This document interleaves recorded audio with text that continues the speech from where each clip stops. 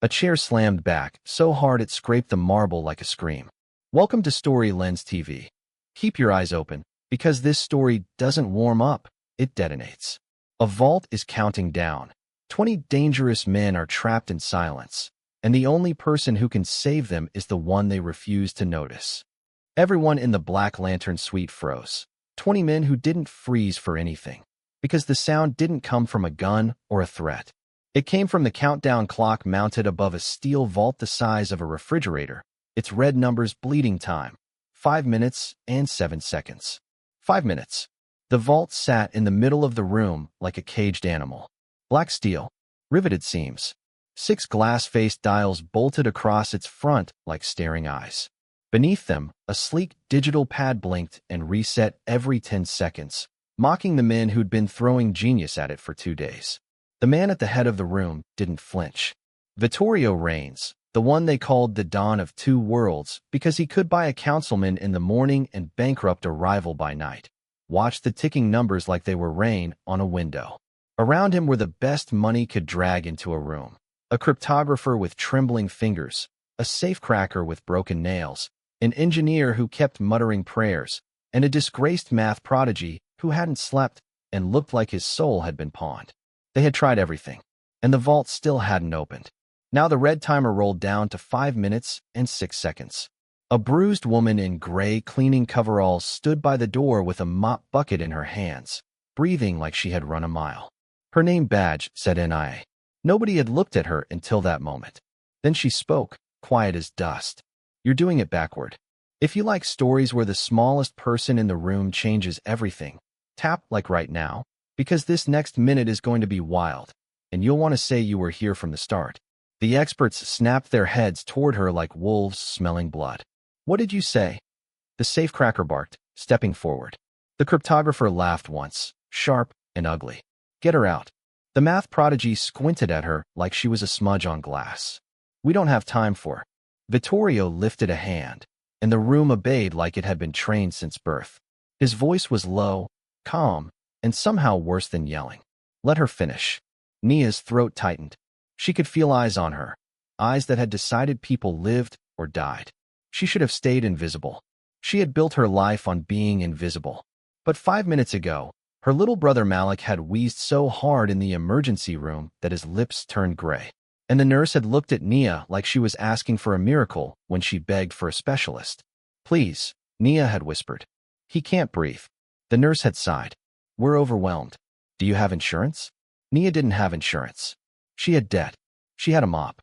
She had Malik. So when Mr. Denton, the club manager, had grabbed her arm earlier and hissed, go clean the VIP suite. Don't talk.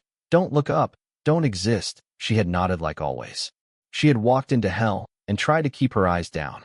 Then she saw the vault, and her mother's voice, from years ago, rose in her head like it had never left. Time isn't just time, baby. Time is a pattern. If you can read it, you can open things other people can't. Nia swallowed. The keypad keeps changing because it's not the lock, she said. It's the distraction. Those dials. That's the lock. The engineer scoffed. They're clocks. Nia shook her head. They're not showing time. A chuckle came from the corner. Silas Raines, Vittorio's cousin, lounging like a prince in a private war. His smile didn't reach his eyes. This is cute, Silas said. We're going to die to acid, and the cleaning lady's telling us about clocks. The red timer clicked to 4 minutes and 55 seconds. Nia stepped closer, moving like she belonged. Her knees were shaking, but her hands were steady. She pointed at the 6 glass faces. The hands jump, she said. They don't sweep. They step. And they step in the same skip rhythm every cycle. The math prodigy blinked. What skip rhythm? Nia didn't look at him. She looked at the dials. 2, then 3, then 5, then 8. Then it repeats with a shift. It's not random. The cryptographer's face tightened. Don't. The safecracker snapped. Don't humor her. Vittorio's gaze stayed on Nia. If you touch it, he said, will you open it? Nia felt her heart punch her ribs. The room went silent in a different way, like everyone was holding their breath to see if she would choke. She should have lied. She should have said no. She should have walked out and gone back to mopping blood-red cocktails off the floor. But she heard Malik coughing in her memory, heard him whisper, Nia, I'm tired. So she nodded. Yes, she said. But you have to let me do it my way. Vittorio's expression didn't change. Do it. The safecracker surged forward. Boss, you can't. Vittorio didn't raise his voice. Move. The man moved. Nia stepped up to the Kronos vault. Up close, it was beautiful in a terrifying way. Etched rings, tiny markings around each dial, like someone had designed it to be solved by a mind that didn't panic. Nia's mother would have loved it. Her mother, who used to restore antique mechanisms in their tiny apartment, who could make dead clocks sing again. Her mother, who died with oil-stained hands and a smile because she never feared complicated things. Look, Nia said, tapping lightly on the first dial. These aren't ours. See the markings? There are 31, then 30, then 28. The engineer's mouth fell open a fraction. Months, Nia whispered. The room shifted. A few men leaned closer without meaning to. Nia pointed to the second dial. This one has 7 notches. Days, the math prodigy breathed. Nia glanced at him. For the first time, someone in that room looked at her like she was a person. The red timer rolled to 4 minutes and 12 seconds. Nia inhaled. This vault doesn't care what time it is, she said. It cares what day it is. It's a calendar lock. Silas laughed again, but it sounded thinner now. A calendar lock? That's what we're dying for. Nia didn't answer him. She turned to Vittorio. What's the date you built your world on? She asked. Vittorio's eyes narrowed. Why? Because whoever made this vault tied it to you, Nia said. To something you would never forget. Vittorio said nothing for a beat, and that beat felt like a blade. Then he spoke. October 17th. The room inhaled. Nia's mind snapped into motion. Year. Vittorio's jaw tightened. 2001. The math prodigy whispered. That's the night. Silas cut him off. Don't say it. But everyone knew. The night Vittorio Raines took over the Raines syndicate after a bloodbath that reshaped half the city. Nia nodded like the numbers had settled into place. Okay, she said. October 17th, 2001. The safecracker stepped back, suddenly pale. You can't just. Nia's fingers moved. She rotated the first dial to 10, the second to 17. The third, year, clicked in a hidden sequence, not by direct number, but by steps, like a safe built on patience. The vault hummed softly, like it was waking up. The red timer hit 3 minutes and 55 seconds. Nia's breath quickened. There, she said, moving to the fourth dial. This one is the key. What key? The cryptographer snapped. Nia didn't look away. It's a permission dial. It's not the date. It's the why. The vault wants to know you're not guessing. She traced the tiny etched symbols, stars, crescents, lines. Not astrology. Not magic.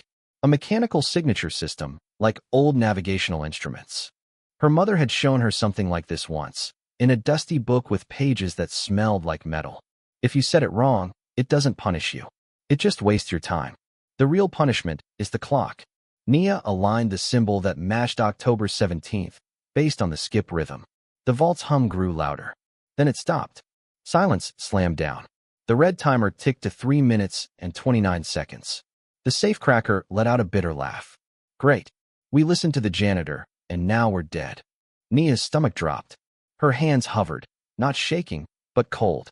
She stared at the digital keypad. It blinked. Reset. Blinked again. And she saw it. An outline, faint, almost invisible, like a fingerprint smudge on black glass. A palm-shaped plate beside the keypad. A permission check. Nia turned slowly to Vittorio.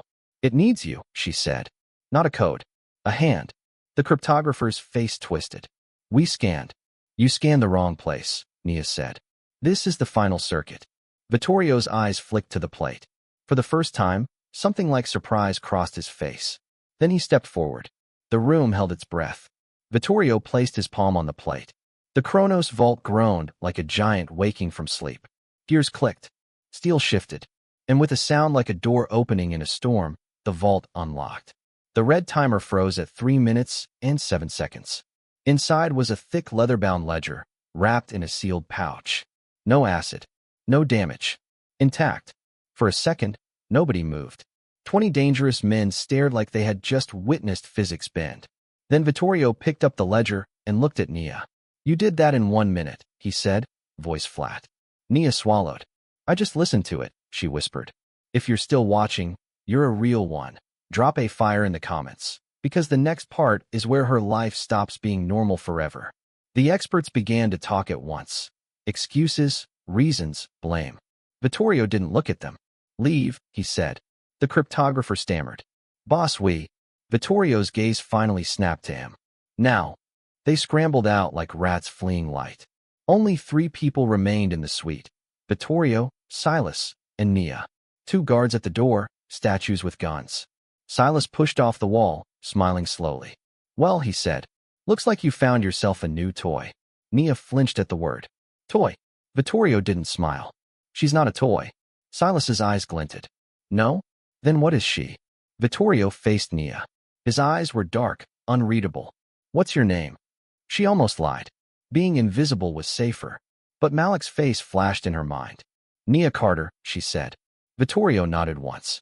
Nia Carter. He repeated like he was memorizing it. Do you have family? Nia's voice stuck. My brother. What's his name? Malik, she said, and the word came out like a prayer. Vittorio's gaze held hers. Malik is sick, he said, not a question. Nia's breath caught. Asthma, she whispered. Bad. He almost. Vittorio lifted a hand. I know. Silas's smile widened. Oh, this is adorable, he murmured. The Don notices suffering. Vittorio didn't look at Silas. You're coming with me, he told Nia. Nia's stomach clenched. I can't, she said quickly.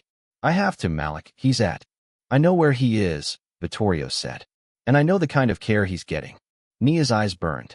He's getting none, she snapped, then immediately regretted it. The guard shifted. Vittorio's expression didn't change, but his voice softened by 1 degree. That ends tonight, he said. If you work for me. Silas let out a low whistle. You're offering a cleaning lady a job. Vittorio's gaze finally cut to Silas.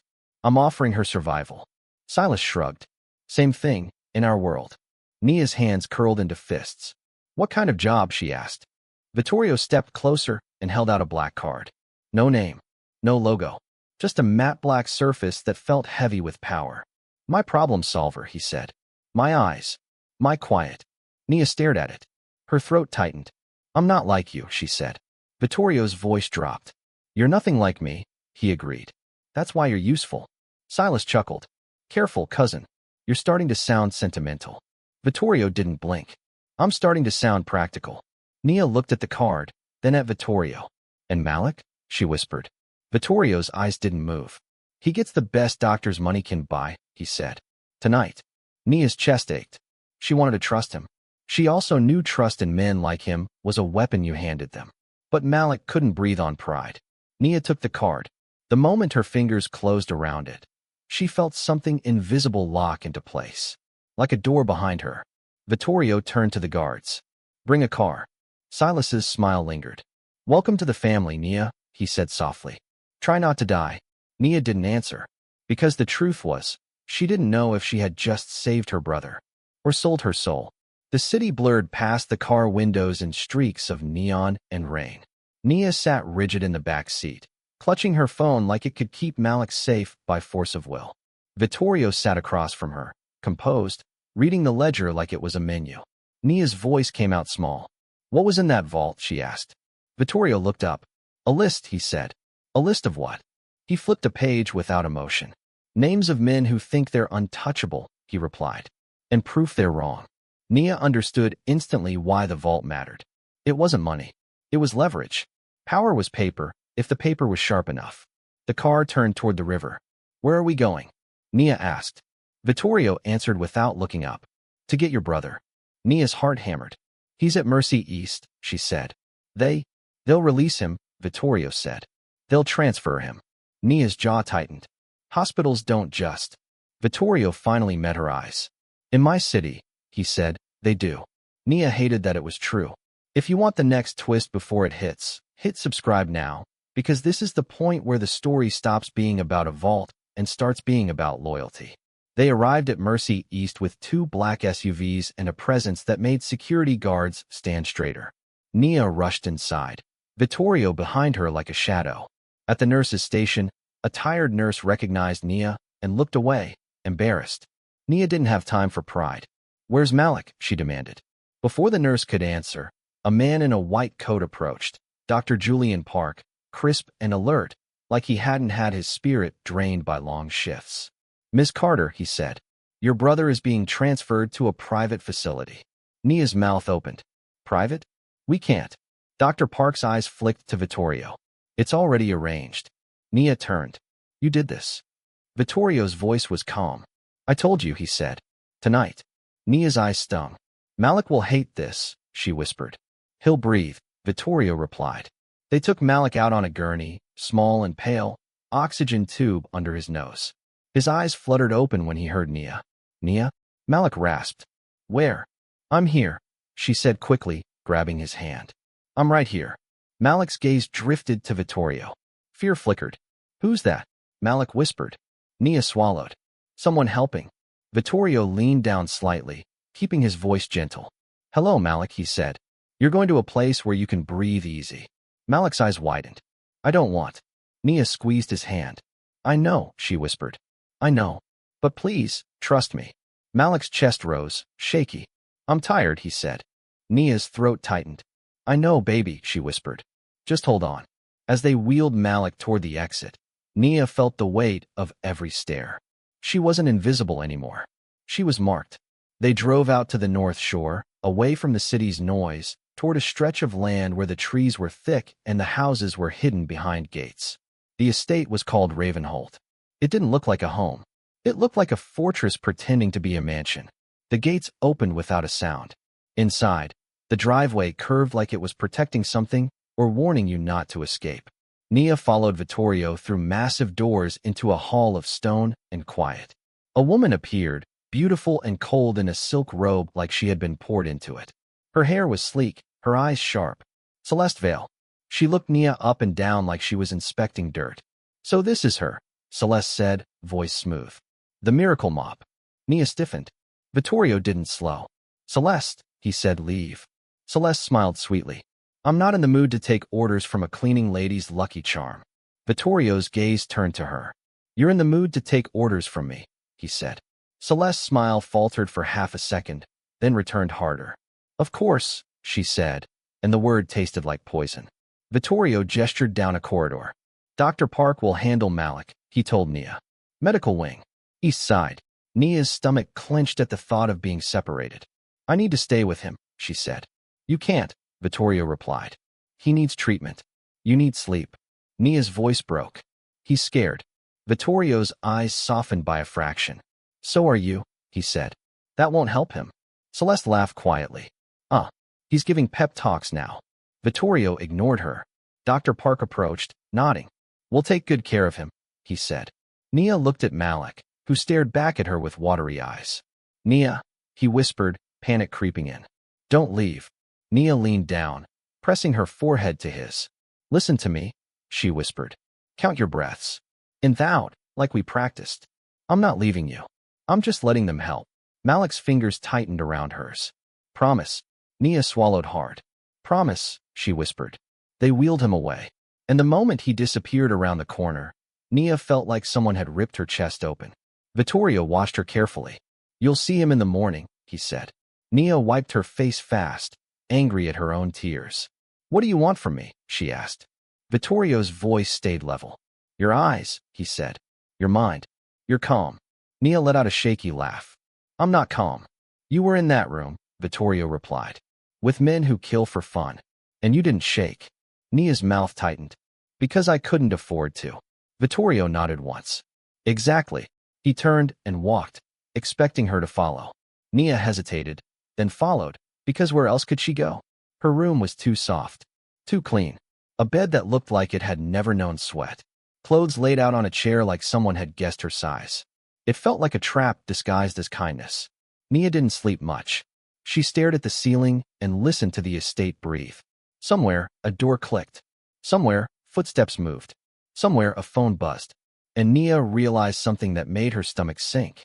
In Ravenholt, nothing happened by accident. Morning came with quiet luxury that made Nia feel like she was stealing just by existing. She found Vittorio in a sunlit dining room, eating like he had all the time in the world. Black coffee, fruit untouched, a stack of papers beside his plate. Nia approached carefully. "How's Malik?" she asked, voice tight. Vittorio didn't look up. Stable, he said. Better than last night. Nia exhaled like she had been holding her breath for years. Can I see him? After breakfast, Vittorio replied. Celeste sat across the room, elegant, pretending not to listen while listening to everything. Vittorio slid a folder toward Nia. Your first task. Nia's eyes narrowed. Task. Read, Vittorio said. She opened the folder. Contracts. Invoices. Shipping reports. A construction project, Vittorio continued. Sunspire Resort. Atlantic City. Nia frowned. Why me? You have accountants. Vittorio's gaze flicked up. I have accountants who can be bought, he said. I have you, who can't. Celeste's laugh drifted in. Give her a gold star. Nia ignored her and scanned the numbers. Her mother's lessons returned. Where people lie, they repeat. They forget the pattern is the giveaway.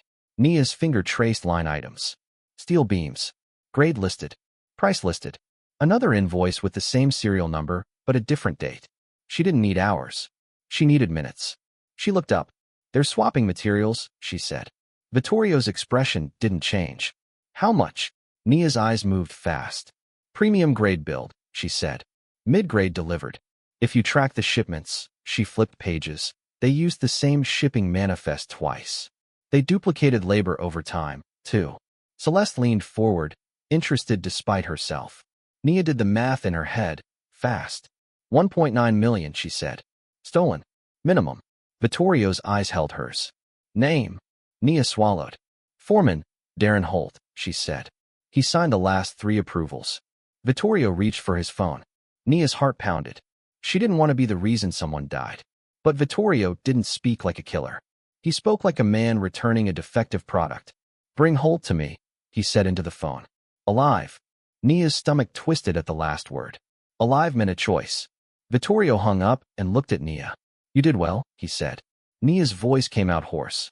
I just read, she said. Vittorio leaned back. Most people look at numbers, he replied. You look at intent. Celeste's voice cut in. Don't flatter her. She'll start believing she's safe. Vittorio's gaze moved to Celeste. She is safe, he said. Celeste smiled like she enjoyed the lie. Nothing is safe, she purred. Not even you. Nia felt cold creep up her spine. Because Celeste didn't sound jealous. She sounded warned. If you're feeling the tension build, smash that like button, because what happens next is where the mansion starts to show its teeth. Vittorio kept Nia close for the next week. Not like a guard escorting a prisoner, but like a man protecting a secret weapon he didn't want stolen. Nia visited Malik twice a day. Malik's breathing improved, slowly, like the world was giving him a second chance. But Malik watched the guards, the cameras, the locked doors, and his eyes stayed too old for his face. This place is scary, Malik whispered one evening when Nia sat by his bed. Nia brushed his hair back gently. I know, she said, but you're getting stronger. Malik looked at her, voice small. Are we in trouble? Nia's throat tightened. No, she lied. Malik's gaze held hers. You're lying, he whispered. Nia closed her eyes for a second. I'm doing what I have to, she said. For you. Malik swallowed, then nodded slowly. Okay, he said. Just don't leave me. Nia forced a smile. I won't. Outside the medical wing, Celeste waited like she had been scheduled. You're getting attached, Celeste said softly. Nia stiffened. He's my brother. Celeste's eyes gleamed. I meant to the illusion, she said. The illusion that you can be here without paying. Nia's jaw clenched. What do you want? Celeste stepped closer, perfume sharp. I want you to remember your place, she whispered. You cleaned floors. Now you're walking through marble. The marble doesn't love you. Nia swallowed. Does Vittorio love you? She shot back before she could stop herself. Celeste smiled slow. Vittorio doesn't love, she said. He claims. Then she leaned in just enough to make Nia's skin crawl. And he's claimed you, Celeste murmured. Which means someone will try to take you away. That night, Vittorio brought Nia to a charity event at the Arden Museum. Not a gala. A battlefield with champagne. The room glittered with politicians, donors, and people who smiled like they weren't capable of cruelty. Nia wore a simple black dress that made her feel like she was pretending. Vittorio's presence made everyone pretend back. As they walked, whispers followed. Who is she? New girlfriend. No. Look, she doesn't belong. Nia's cheeks burned. Vittorio didn't offer comfort. He offered clarity. Eyes forward, he murmured. Listen. A man approached, A councilman with a practiced smile, Gareth Hartley. He shook Vittorio's hand like he wasn't shaking hands with a storm. Mr. Rains, Hartley said. Always a pleasure. Vittorio's smile was polite. Councilman, he replied. I hear you've been delaying my permits. Hartley laughed lightly. Bureaucracy, he said. Vittorio's eyes were cold. Bureaucracy doesn't cost me 9 months, he said. Something else does. Hartley's smile twitched. After Hartley moved away, Vittorio handed Nia a small tablet. Read, he said. Nia glanced at the screen. It was a file filled with letters and numbers, grouped in ways that looked like code. I'm not a hacker, Nia whispered. Vittorio's voice was calm. You're not a hacker, he agreed. That's why you'll see what the hackers missed. Nia's pulse jumped. She scanned the patterns. Not encryption. Not random. Repeating clusters. A structure. Then she saw it. This isn't code, she murmured. It's a schedule. Vittorio's gaze sharpened. What kind? Nia's eyes narrowed. Debt, she said. Payments. Markers. Odds. The letters are categories. The numbers are amounts. He's not taking bribes. He's paying something off. Vittorio's jaw tightened. To who? Nia hesitated, then looked deeper. The debts weren't to a bank. They were to a person. A system with tags that matched private betting circuits. Nia's stomach sank. She turned slightly, scanning the crowd. And she saw Silas across the room, smiling at her like he had been waiting. He walked over slowly, hands in his pockets, charm turned up like a light. Nia, Silas said, voice warm. You look expensive. Nia forced a tight smile. Silas. Silas's eyes flicked to the tablet. What's that? None of your business, Nia said. Silas chuckled. Everything in this family is my business, he murmured. Then his smile softened, fake sincere. You know, I'm glad you're here, he said. You saved my cousin. That vault would have destroyed him. Nia's stomach twisted. Why do you sound disappointed, she asked. Silas's eyes glittered. Because watching powerful men panic is entertaining, he said. Then his hand moved, fast, toward the tablet. Nia pulled it back. Don't, she snapped. Silas's smile vanished for a fraction of a second, replaced by something sharp. Give it to me, he said quietly. Nia's heart slammed. No. Silas leaned in, voice low enough only she could hear. I could make your brother disappear, he whispered. And nobody would even file paperwork. Nia's blood went cold. She didn't scream. She didn't flinch. She looked him in the eye. And I could make you bleed without touching you, she whispered back. Because you're sloppy. Silas's gaze narrowed. Excuse me. Nia tilted the tablet slightly, just enough to show him a line. You're the creditor, she said softly. Those tags, they match your side operation. You've been using Hartley's debt to block Vittorio's permits while you skim from the delays. Silas's face stayed smooth, but his eyes hardened. You're guessing. I don't guess, Nia whispered. Silas's hand moved again, but this time Vittorio's voice cut through like a knife. Silas. Silas turned with a smile that snapped back into place. Cousin, he said brightly. We were just chatting. Vittorio stepped closer, eyes on Silas's hand. Move your fingers away from her, he said. Silas lifted his hands in mock surrender. Protective, he murmured. I like it. Vittorio didn't smile. If you touch her, he said, you answer to me. Silas's gaze held Vittorio's. Do I? He asked softly. The air tightened. Then Silas smiled and stepped back. Enjoy your evening, he said. He walked away. Nia exhaled shakily. Vittorio leaned closer, voice quiet. What did you see? He asked. Nia's throat tightened. Hartley's trapped, she said. And the one trapping him is in this room. Vittorio's eyes stayed on Silas's back. I know, he said. Nia's stomach dropped. You knew? I suspected, Vittorio said. Now I'm certain. Nia's voice rose, shaking. Then why are we standing here? Vittorio's gaze slid to hers. Because war isn't won by shouting, he said. It's won by timing. Nia swallowed, feeling the weight of that sentence settle into her bones. Then Vittorio's phone buzzed. He looked at the screen, and the color drained from Nia's world as soon as she saw his face change. Ravenholt, Vittorio said, voice deadly. Now, if your heart just dropped, comment now if you're locked in, because the next 5 minutes are pure panic. They tore back to Ravenholt with sirens that didn't make noise and guards who didn't ask questions. Nia's hands shook for the first time. What happened? She demanded. Vittorio's jaw was stone. The East Wing, he said. Nia's breath stopped. Malik. The SUVs skidded into the courtyard. Vittorio was out before the car fully stopped, moving like a storm given human shape. Nia ran after him, heels slipping, heart tearing her chest. They burst into the medical wing. Alarms blinked. Doors hung open. Dr. Park stood near the nurse's station, face pale. "He's gone," he said. Nia felt like she had been punched in the throat. "No," she whispered. "No, no." Vittorio grabbed Dr. Park by the collar, lifting him slightly. "How?" he hissed. Dr. Park's voice shook. "They had access," he said. "They knew the codes." "They?" Nia's vision blurred. Malik. Malik in some stranger's hands. Vittorio released Dr. Park and turned to his men. "Lock down the estate," he snapped. "No one leaves. No one breathes without my permission." The guards moved. Nia forced herself to breathe. Her mother's voice again. "Panic is loud. Patterns are quiet." She wiped her face hard. "Give me a flashlight," she said. One guard hesitated. Vittorio looked at him once, and the guard handed it over.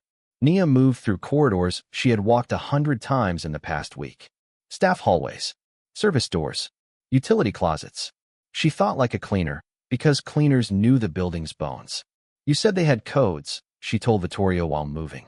"Which doors were used?" Dr. Park stammered, "Medical wing door B. And service corridor C." Nia's mind clicked. "They didn't take the main hall," she whispered. "They took the staff spine." Vittorio stayed close, gun in his hand, but pointed down. "Where would they go?" Nia ran through the layout in her head. "There's a dead-end corridor behind imaging," she said. "If they don't know the building, they'll think it's an exit." She sprinted. They reached the corridor. A fire door stood half open, blinking red, like someone had forced it. Nia's breath came fast. "They're close," she whispered. Vittorio signaled 2 guards. They moved silently to flank. Nia noticed the mist suppression system nozzle above the hall. Emergency system. It could fill the corridor with a thick fog designed to slow fire. Not dangerous, just blinding. Nia's finger hovered over the control panel. Vittorio's eyes met hers. "Do it," he murmured. Nia hit the switch. A white mist hissed out, swallowing the hallway. Light strobed. A shout erupted inside the fog. A man's silhouette stumbled forward, coughing, disoriented. A second silhouette behind him. Vittorio's guards tackled the first man hard. The second tried to run. Vittorio moved with terrifying precision, cutting him off, slamming him into the wall. "Where is the boy?" Vittorio snarled. The man spat. "Too late," he choked. Nia's stomach twisted. She pushed past them into the fog. "Malik!" she screamed, voice breaking. No answer. The corridor ended at the imaging suite. Heavy doors. Thick walls. Her mother's voice returned, not gentle this time. "Go where the walls are strongest." Nia threw open the imaging door. Inside, it was dim, machines looming like sleeping beasts. And there, behind the MRI housing, was Malik, curled into a ball, shaking, eyes wide. "Nia!" Malik cried, launching himself into her arms. Nia collapsed to her knees, holding him so tight she almost hurt him. "You're okay," she sobbed. "You're okay, you're okay." Malik clung to her, sobbing. "I counted," he gasped. "I counted like you said. And I hid where the walls were strong." Nia kissed his hair. "You did so good," she whispered. "You did so good." Vittorio entered behind them, eyes scanning Malik quickly, then landing on Nia. He exhaled once, a sound that wasn't relief but something close. "You're brave," Vittorio told Malik. Malik's eyes widened. "He wanted to take me," he whispered. Vittorio's voice turned cold. "He won't try again," he said. Nia lifted her head, tears on her cheeks. "They had codes," she said. "This is inside." Vittorio nodded slowly. "I know," he said. And in that moment, Nia realized something terrifying. The vault had been the beginning. This was the real lock. The next morning, Ravenholt felt like a courtroom. The air was sharp, waiting. Vittorio sat at the head of a long table. Guards lined the walls. Dr. Park stood with his hands clasped, pale but steady. Nia stood beside Vittorio, Malik safe in the medical wing, asleep with extra guards outside his door. Across the table sat Celeste, legs crossed, face flawless. And beside her, Silas, relaxed, smiling like he was watching theater. Vittorio's voice was calm. "Someone opened my house to strangers," he said. "Someone reached for a child." Celeste's eyes flicked to Nia. "Maybe the child's sister did," she purred. "Maybe she staged it to earn sympathy." Nia's mouth opened in disbelief. Silas sighed dramatically. It's a fair question, he said. Nia arrived. Suddenly she's special. Suddenly chaos happens. Patterns, right? She loves patterns. Nia's fists clenched. Vittorio's gaze didn't move. Speak carefully, he said. Silas smiled. Always. Nia stepped forward, voice firm. I didn't do it, she said. And I can prove it. Celeste laughed softly. Oh, did your mop record footage? Nia ignored the jab and turned to Dr. Park. Bring the access logs, she said. Dr. Park nodded and placed a tablet on the table. Nia scrolled. Medical wing door be opened at 11:42 p.m. using code 4821, she said. That code belongs to the staff manager. Celeste's eyes narrowed. And Nia swiped again.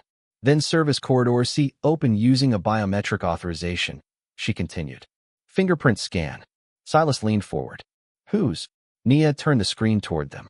Celeste's name flashed in the log. Celeste's smile froze. For one heartbeat, the room was silent. Then Celeste laughed too loudly. That's ridiculous, she said. I was asleep. Nia's voice was steady. Your scan was recorded at 11:43 p.m., she said. 1 minute after the code entry. That's not a glitch. Silas's smile thinned.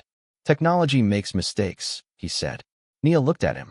Not these logs, she said. They show pressure patterns. The scan wasn't a perfect match. It was forced, like someone pressed your finger against the reader.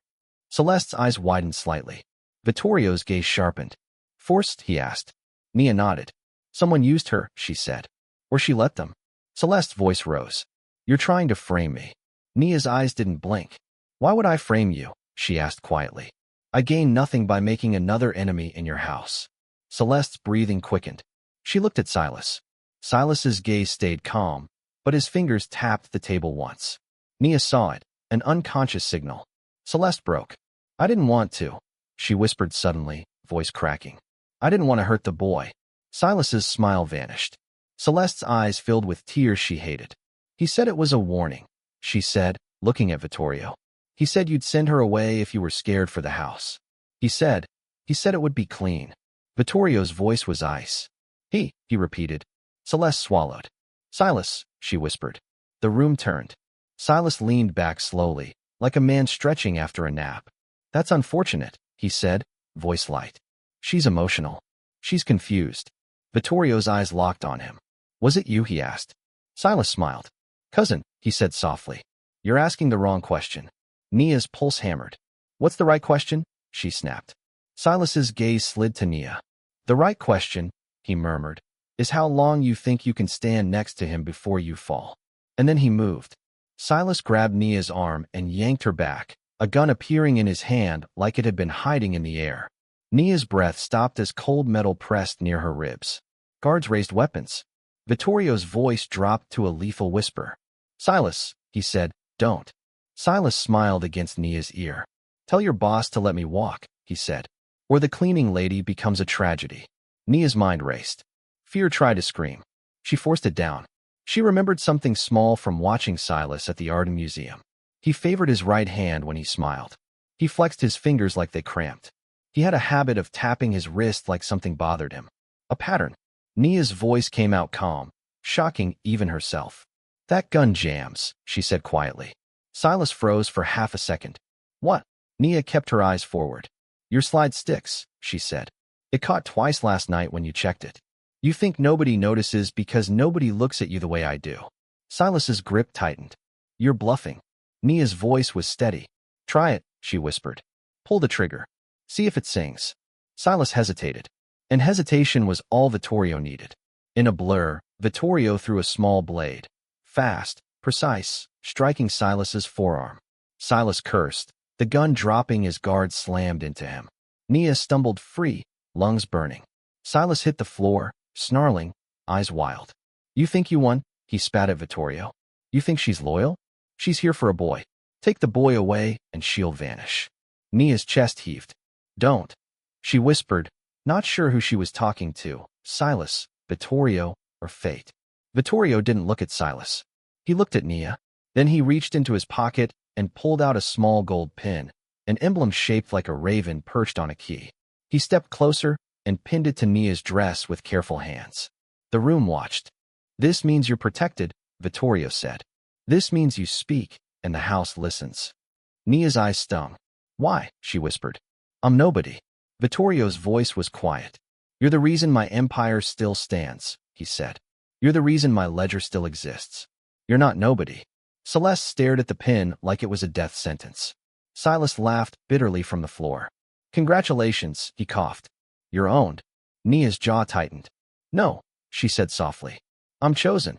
If you've made it this far, you're officially part of the family. Hit subscribe, because stories like this don't happen every day, and your support tells the algorithm to bring you more. 6 months passed. Nia didn't become cruel. She became sharp. She learned to walk through rooms full of powerful men without shrinking. She learned which smiles were real and which were knives. She learned that quiet wasn't weakness. Quiet was control. Malik's health improved so much he started laughing again. Real laughter. The kind Nia hadn't heard in years. One morning, Malik ran down the hallway of the medical wing. No oxygen tube, cheeks flushed. Nia, he called. Look, I can breathe. Nia laughed and grabbed him, spinning him once. I see, she said, voice thick. You're getting too fast. Malik grinned. It's because you fixed everything, he said. Nia swallowed. Not everything, she whispered. Because the empire still bled. It just bled quieter. Vittorio began bringing her into meetings. Not as decoration. As a weapon. At first, men ignored her. Then they learned ignoring her was expensive. A Russian consortium tried to skim from Vittorio through a shipping deal. They sent slick lawyers and fake invoices and smiles. Nia sat at the table and listened. When they finished their performance, she slid a single page forward. This is your mistake, she said. The lead negotiator frowned. What? Nia tapped the numbers. You rounded too neatly, she said. Real transactions don't round like that. You fabricated the decimals. The negotiator laughed. That's nonsense. Nia's gaze didn't move. It's not, she said. It's a fingerprint. And I can show you every lie you've told him for the last year. The room went still. Vittorio watched the Russians, then watched Nia. The lead negotiator's smile collapsed. What do you want? He asked. Nia's voice was calm. I want you to stop taking what isn't yours, she said. Or, I want you to find out what happens when a quiet person gets angry. The Russians backed down without a shot fired. 30% more territory shifted into Vittorio's hands because Nia had seen the pattern in the lies. That night, Vittorio found Nia on the terrace overlooking the dark lawn. The air was cold, clean, honest in a way the city never was. Nia held a mug of tea, watching her breath fog the air. Vittorio approached quietly. You did well today, he said. Nia didn't turn. I just read, she replied. Vittorio stood beside her. You always say that, he said. But you're not just reading numbers. You're reading people. Nia finally looked at him. People are easier, she said. Numbers don't cry. Vittorio's gaze held hers. You do, he said. Nia's throat tightened. Only when it's safe, she whispered. Vittorio looked out over the estate. You made it safe, he said. Nia's fingers tightened on the mug. I didn't, she said. You did. Vittorio's voice softened. I did what I always do, he said. I bought power. You did something different. You brought order. Nia's eyes burned. Order doesn't last, she whispered. Not here. Vittorio turned to her fully. It can, he said. If you stay. Nia's heart thudded. She thought of Malik asleep, breathing quietly. She thought of her mother's hands, oil-stained, patient. She thought of herself in the Black Lantern suite, saying, You're doing it backward. One sentence. One choice. And how everything had changed. What am I to you? Nia asked, voice barely audible. Vittorio didn't hesitate. You're my partner, he said. In the ledger. Nia blinked. Partner, she repeated. Vittorio nodded. Not a servant. Not a charm. Not a hostage, he said. A partner. Nia's chest ached with something that wasn't fear. It was recognition. But her voice still shook. If I say yes, she whispered, does Malik stay safe? Vittorio's gaze was steady. As long as I breathe, he said. Nia stared at him for a long moment, then nodded once. Okay, she whispered. Then I stay. Vittorio exhaled, a sound like relief disguised as control. And somewhere in the house behind them, Malik laughed in his sleep, soft, easy, alive. Because the cleaning lady didn't just solve a vault. She solved a life. And if you've stayed to the end, you're the real MVP. Hit like, hit subscribe, and drop in the comments. Would you take Vittorio's deal to save the person you love? Thanks for watching. Seriously, you being here means more than you know.